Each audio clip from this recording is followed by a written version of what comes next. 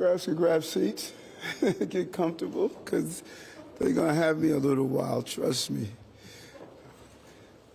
First of all, we are really excited about the team we are continuing to build and assemble, and just staying in line with the most important three letters in our office, GSD, get stuff done. We're going to continue to do that, and today's announcement of my climate team really personifies how we believe that taxpayers should be getting their money's worth by combining our agencies, becoming more efficient, and de-siloing government. We have multiple agencies doing the same things instead of decreasing the footprint and making sure that we can coordinate better. This is what I've discovered throughout my times in government, and the promise was to become more efficient, and we're going to continue to do that.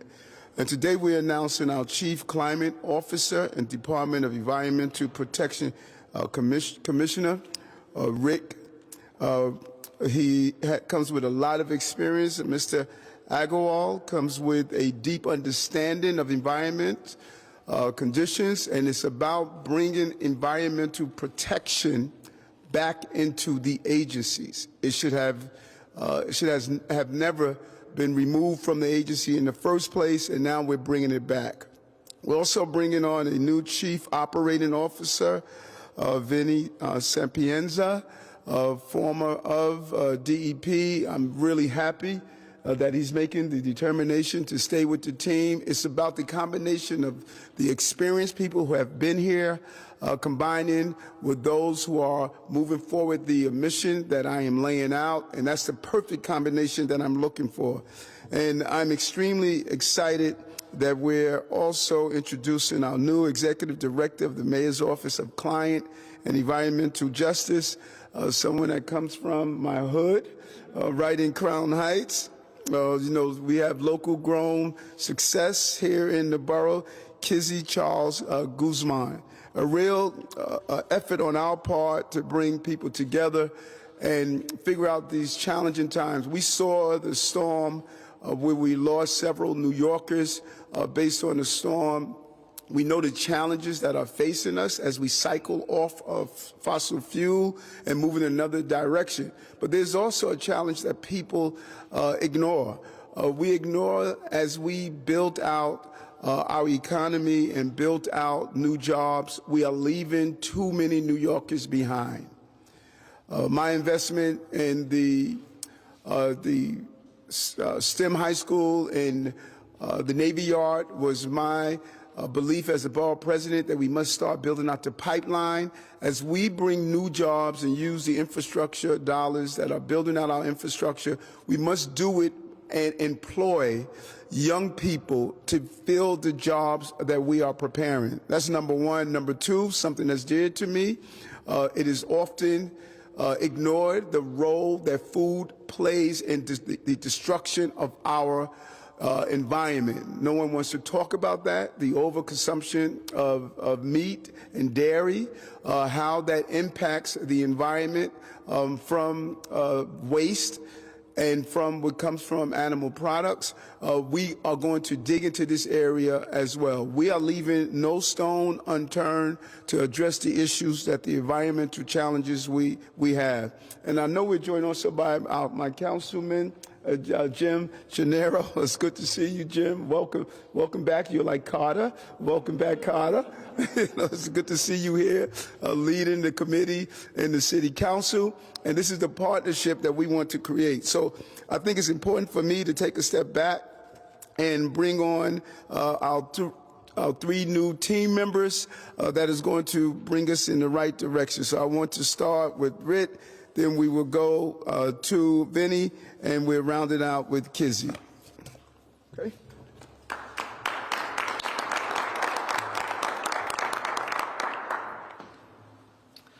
Thank you, Mr. Mayor. It's a great honor and a great privilege to be back here in City Hall and to have your confidence to take on these two important roles as Chief Climate Officer and as DEP Commissioner.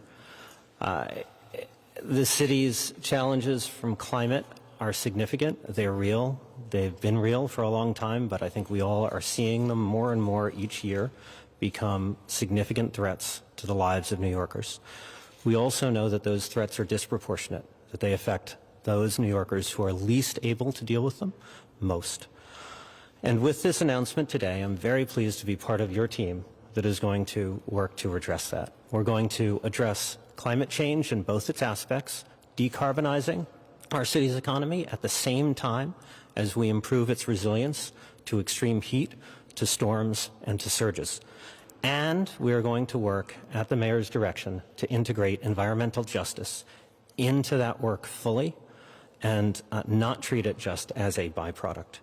I'm very pleased to have a great team, especially to be working for Deputy Mayor Meera Joshi, who's had the foresight to think about her operations portfolio as the heart of our city's climate effort, because so much of what has to be done now is moving to implement the policies and legislation that's been done in the past, and that has to be done through the operating agencies. And that is why I was so excited to take on both of these roles. Similarly excited and very grateful to Vinny Sapienza for staying on at DEP as COO. He'll be an invaluable member of the team. And I'm so excited to work again with Kizzy Charles Guzman, who's just an amazing leader and will lead the work from the mayor's office. And so with that, Mr. Mayor, thank you again for your confidence. I look forward to working with this team. Vinny?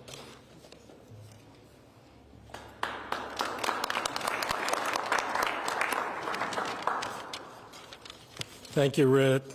Mayor, thank you. Deputy Mayor Joshi, thank you. And Kizzy, looking forward to working with you. So, you know, as Rit and the mayor mentioned, we're in different times now. Our world-renowned drinking water, New York City has the champagne of water, and our local waterways that are cleaner now than they've been in more than 100 years are at risk. All of that work, all of the investments that New Yorkers have made, truly because of climate change, can go away. And it's so important now that we focus more on just the nuts and bolts and making sure that we provide reliable customer service, but really what the future needs of New Yorkers are, so that we can continue to provide ample amounts of drinking water and make sure that our city streets don't repeatedly flood. And, you know, you heard from the mayor, these storms that we've been having, we've been seeing more and more of that, and particularly in underserved communities. So I've worked with Rit and Kizzy over the years. I know what they bring to the table, the leadership and that forward thinking, and I'm just happy that I have the confidence of the team to stay on and continue operating our facilities as we progress forward. Thank you, everyone.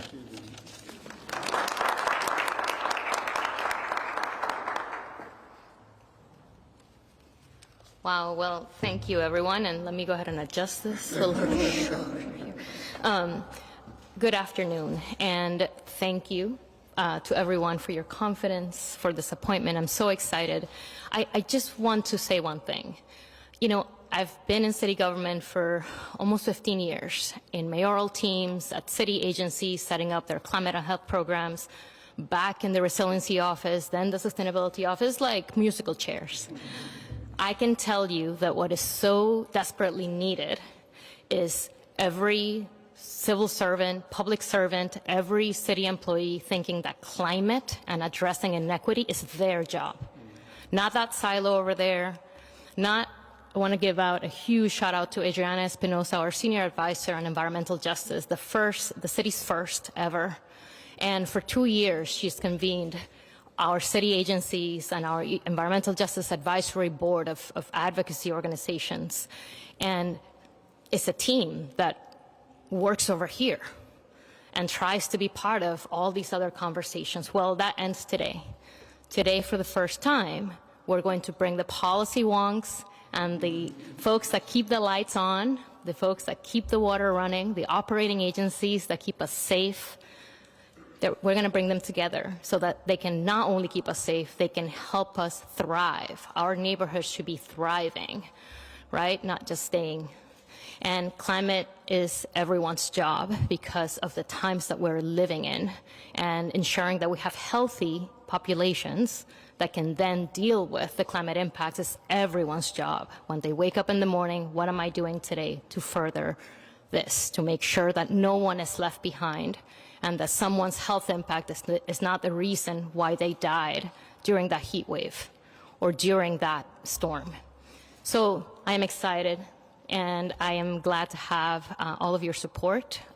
Thank you. We are looking forward not only to capitalize on all the policy work we've done over 15 years, becoming global environmental leaders. Now we also want to be equity and environmental justice leaders globally. So I'm here to do just that. So watch out. Thank you.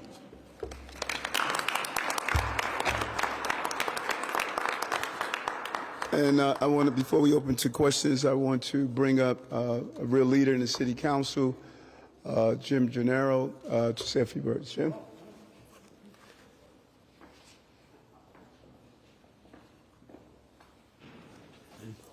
Thank you, Mr. Mayor, Madam Deputy Mayor, Rit, Vinny, Kizzy, Carter, Peggy.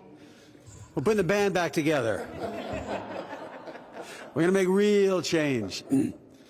And I speak for my half of City Hall, or I think I do, or I hope I do. Well, I certainly speak for me and my committee, that we are 100% for the great team that the mayor has put together. I worked with all of them for many, many years. We made magic in the past, and we're really going to do a great job going forward.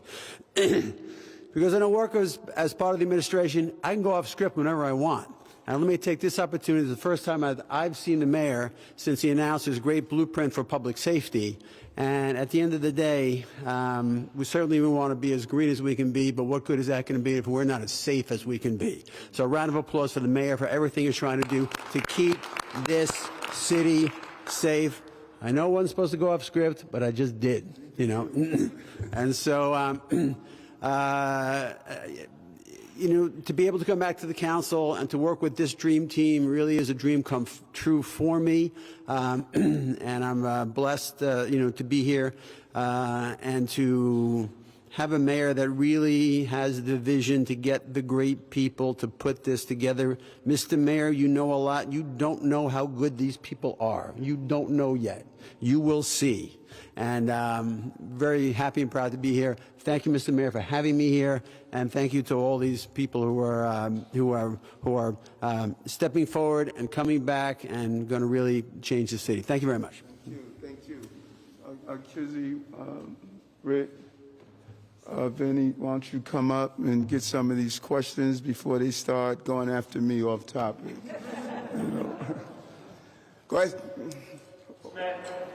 I was wondering if, Red, you could talk a little bit about, as Chief Climate Officer, what are your goals for car reduction numbers, and what are your goals to reduce the amount of car and truck vehicle miles traveled in New York City?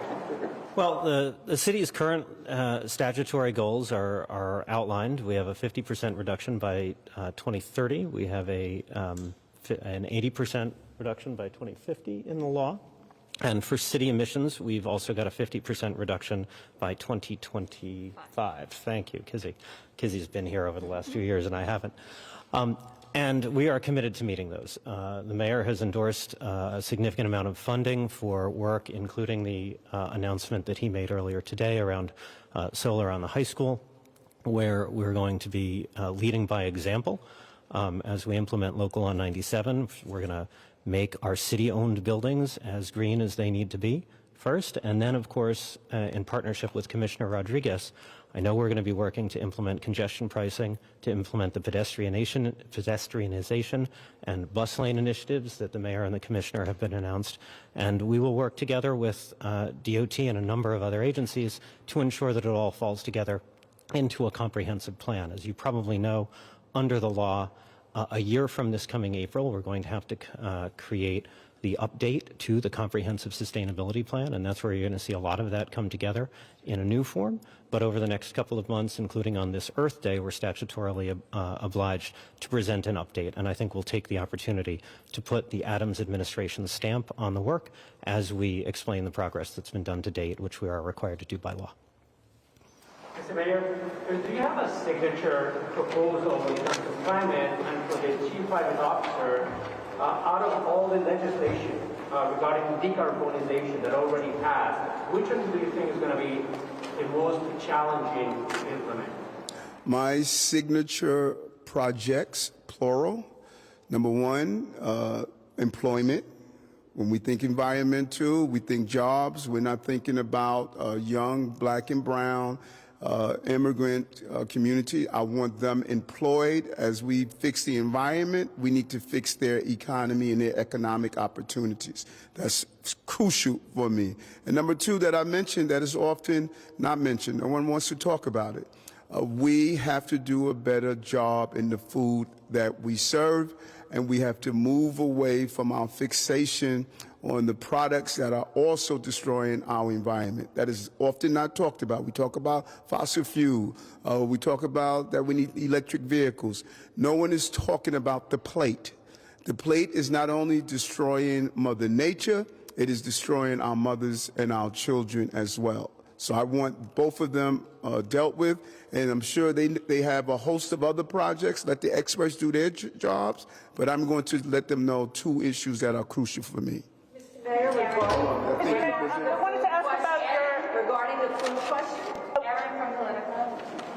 I'd be happy to hear more about the food, but I also wanted to ask about your meeting with President Biden, what's on the agenda and what particularly you plan to ask him for. I believe we're on topic. They didn't get to off topic yet. We're on topic, right? I didn't know that was the... Mr. Mayor, regarding your food concerns, would you be reviewing public school menus at all to look at that to see if the quality of the food in schools can be improved? Yes, yes, and yes. I remember, I think it was 2 years ago, we were discussing, what was the problem with the molded pizza in schools. The problem wasn't the molded pizza. The problem was the pizza. We're having a conversation about should we have chocolate, high sugar milk in our schools. We feed our healthcare crises. In one voice, we talk about fighting childhood obesity, diabetes, yet you go into a school building every day and you see the food that feeds our healthcare crises. Now, I'm not going to become nanny mayor, but we do need to have our children have options. And the children have been calling me and saying they want better food in school. And I'm going to do the best I can to give them the options of a more healthier diet so we can stop feeding the crisis. And we're going to look at the school food, allow the children to taste it, come up with good products, and we're going to put better selections in our food. Product placement goes a long way. Looking at the food that we're serving our children, it is causing the healthcare crisis in our country. Excuse me, Mr. Mayor. I'm going to go. One of the team. I'm going to. What? You going to? Okay. So I'm going to go a little bit off topic. I know that yesterday you said that you were looking at the possibility of increasing the number of police. I wonder if you're also interested in increasing the number of school safety officers, which are now down by 2,400 of whom are refusing to get the vaccination. But it's led to things like this. I'd like to show you this picture. This is a picture of, I'm going to tell you it was you can have it, it was 4 knives, brass knuckles, baton, etc. It was in the backpack of a 14-year-old boy at IS-70 in Manhattan on Friday. It's a non-scanning school. Obviously, there is a need to have more safety agents. I'm wondering, my first question is if you think you should increase safety agents as well as the police officers. They are in the NYPD. And my second question has to do with the whole vaccination issue, because 400 of those safety agents haven't been vaccinated and are refusing. And I know there's a letter that went out from the Sergeants Benevolent Association alerting its members that they were going to possibly be fired on the 11th of February if they weren't going to do it. So I have 2 questions. Yes, and I'm going to answer both of them, but we're going to do it after we finish with On Topic, okay? And I'm going to come back and I'm going to answer both your questions, but we want to finish On Topics. This is the person to look at right there. Thank you, Mr. Mayor. I'll go back on topic. And I'll get to the off-topic portion later. I like your wrist beads, by the way. You could do Saturday Night Live now. You're still happening. What was I going to say? When Hurricane Ida, or the remnants of it, swept in over the city last year, one of the deficiency in how the city is able to tackle extreme weather caused by climate change was outdated sewer systems and so on. We didn't hear anything about that in your announcement today. So I'm wondering, can you give us any idea of where your head is at, on how that should be fixed, what plans you envision to update this outdated infrastructure?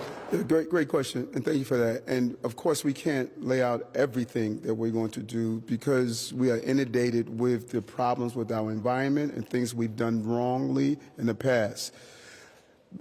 Retrofitting and building out our sewer systems is not a 4-year plan, and we have to be honest about that. But what we need to do, we need to look at whatever projects we're doing now should not be built for what was in the past. We should be hitting pause right now, doing analysis, and stating why are we building out a sewer system that's for a 100-year storm when that's not our reality. That is a waste of taxpayers' dollars. That is what we're going to look at and look at the projects we're doing and say, how do we retrofit them for the future? And those are, we're talking billions of dollars. We're talking about help on every level of government to get it done. But while we're doing that, because you know my belief, intervention and prevention, there are things we must do right now. And those are some of the projects we're looking at. On topic. James Ford from Fifth Avenue. Can you talk about, and this is a follow-up really to that question, what do these appointments mean relative to resilience projects like the ones we're seeing in East River Park? Are we seeing more like that going forward? I believe you asked what type of resiliency projects are we? One of you guys want to get that? Sure. Thank you, Mr. Mayor. So the East River Park project, of course, is a gargantuan project that's primarily designed.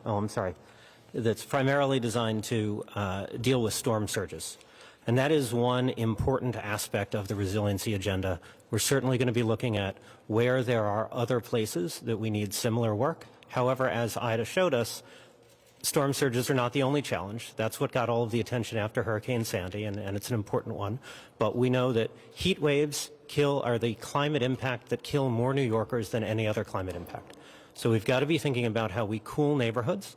The neighborhoods that are excessively hot are the ones that are the poorest in the city. Right? And so that is part of why the climate and environmental justice priorities have to be aligned. We have to think about it in that way. And then, as the previous question suggested, we have to figure out how to absorb more rainwater. We saw last fall a record-setting rainfall, followed 2 weeks later by another record-setting rainfall. None of our sewers were designed for this because it's unprecedented weather. This is what climate scientists have been warning us about for 20 and 25 years, and it's taken us too long as a society to react. So we're going to have to start exactly as the mayor says. Make sure that what we're doing right now is not going in the wrong direction, that what we're doing right now is not obsolete the day it opens, and then think about how we can creatively, whether it's through creative financing to do some of the expensive work, whether it's the kind of really creative work that, in fact, Carter Strickland here started when he was DEP commissioner, of building in green areas on our sidewalks and in other places that can augment the storm sewers and absorb water during those harsh rainfalls. So there's a wide variety of things that we're going to have to do. As the mayor points out, the plan is not exactly there. We're going to be developing the Adams administration plan on resilience. It's going to be extraordinary, and it's going to be really good because it's really important, and we know the mayor and his team are focused on it. After Hurricane Ida, there were a group of homeowners in Hollis who approached the de Blasio administration and asked them to consider buying them out because they have been flooded not just for years, but for decades. And they don't have any confidence that any kind of mitigation effort can save them. They've incurred, tens of thousands, hundreds of thousands of dollars in expense. I'm wondering where you stand on that kind of relocation effort. Well, we did that during one of the major hurricanes. We went along the coastal areas and encouraged people to sell their homes. This is something we would take in consideration. We won't outwardly dismiss it. We need to take it in consideration on what we want to do. We don't want people losing their lives inside their homes, but that is something we will have to look at, and then I'll make a determination. I don't want to dismiss it outwardly, but it's everything is on the table to protect New Yorkers. All right, we have to wrap. Can you go back to the questions you said you'd come back to? Yes, Marcia? yes.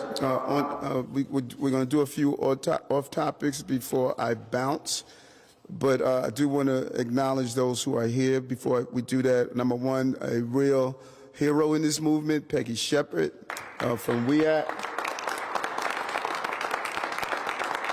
Carter Strickland, Trust for Public Land. Julie Ty, New York League of Conservation Voters.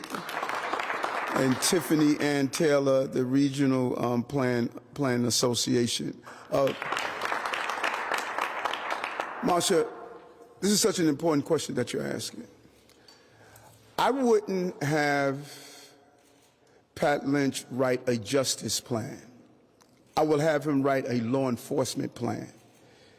The people who wrote the different plans for reform did not have the public safety people in the conversation. Prosperity is public safety and justice. And so when people attack me for having school safety agents in our schools, they need to see this. I'm not removing my school safety agents. We're going to do an analysis of the needs, and I'm going to protect my children. Public protection can't be based on those who say it the loudest.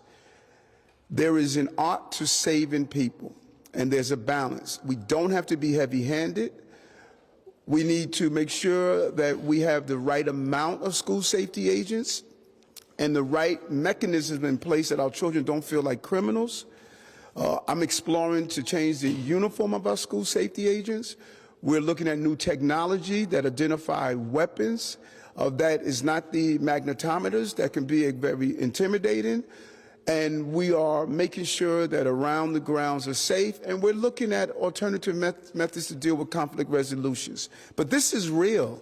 These are real weapons that could be used on teachers, staff, administrators, and most importantly, our children. If this is in a backpack of a child, that is the wrong message, and I am not going to relinquish the safety of our children by those that are the loudest in this conversation. Our children must be safe. The follow-up question is this. Given the fact that you also have a situation where a number of police officers and a number of safety agents are refusing to get vaccinated, does it make sense to fire them because of that, given the fact that you have shortages in both the NYPD and the school safety agents? And how many people are we talking about? And how many people do you think you need in order to make up for that? Well, you said it best. You used the word in your question, safe.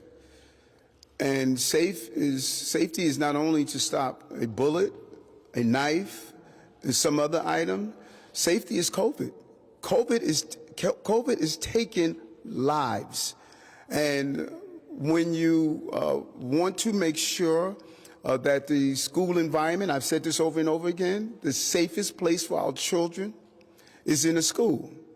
And that school must be based on the rules that we laid out. And the overwhelming number of New Yorkers that are city employees, they heard what the requirements were, and they complied. So the letter went out today letting them know that did not comply, that here's the agreement that your unions fought for to be fair, here's the agreement that we put in place, the former administration, and people must comply with that. The worst thing I can do is to state that here's a rule that we're requiring of New Yorkers, and then change that. Then what about all those other New Yorkers that follow the rule? That's the problem. And you know why that's the problem? Because that's what's happening in the city. We have people walking into stores, taking things off the countertops and walking out. where black and brown people who are doing those jobs are losing their jobs. We're closing down. People are hopping the turnstile, say, we don't have to pay, so what? Everyone else is paying. You know, there's a lack of common decency for your neighbors. Living in a city complex like this, there must be rules and we must follow them. The rule is to get vaccinated if you're a city employee. You have to follow that. And if you have a reason you can't, there's an avenue. Put in for a waiver or put in for that for some reason you can't comply, and we'll look at that. But if you didn't do that and didn't follow the rules, we sent the letter out to you. If you could talk about the agenda you have going into your meeting with President Biden this week, and what in particular is it you plan to ask of him from the federal government? Is it next week or this week? I think it's Thursday. Oh, I thought it said this week, yeah. Oh, okay. Listen, I can't keep up. It's hard for me to believe it's only been a month, you know. And if you haven't recognized it, I am just having the fun of my life outside of the tragedies of people taking the innocent lives of people. This is a great city, and I'm the Biden of Brooklyn. And I love the fact that the president is coming here. I met with him after the campaign, and we spoke, and we just connected, you know. And I'm sure if you were to ask him what is his favorite mayor, he'll clearly tell you it's Eric. You know, we just really like each other. And he's coming here because when I met with him, and you'll like this, Marsha, when I met with him, I told him that we stop terrorism by combining our city, state, and federal agencies. And when we felt that it was terror we had to stop, why didn't we do it with the terror that's playing out on our streets every day? Hundreds of people being shot in Chicago. Hundreds are being shot in Atlanta, Detroit, New York. Why aren't we combining our resources to stop the flow of guns? And he reached out to the DOJ, ATF, and he implemented what we have here. We have a joint task force that's together, that they meet every day, FBI, ATF, Department of Justice, everyone is in the same room, NYPD. And so he's coming to see the seed that he planted. It was put in place in August when the previous administration heard me, and he's coming to see that. And we have a few more surprises that we want to do. And, you know, we just kind of hang out together, you know, that's my dude. Huh? Biden of Brooklyn? Because, you know, we're just like these blue-collar guys. You know, he is comfortable around everyday people. And you could just tell that when you're in his presence. He's just, you know, he's ordinary Joe. He knows the people, but the people know him. And so I just patterned my campaign around his whole spirit that he's an ordinary guy, you know. And he's a guy that can bear the weight of the city, but that you don't mind having a beer with. Yes, Mayor, I wonder what you think it says to New Yorkers that COVID is considered off topic today, that for nearly 2 years it was the only topic. What is your message to New Yorkers that now other items are above it on the agenda? Should people now conclude we're past this?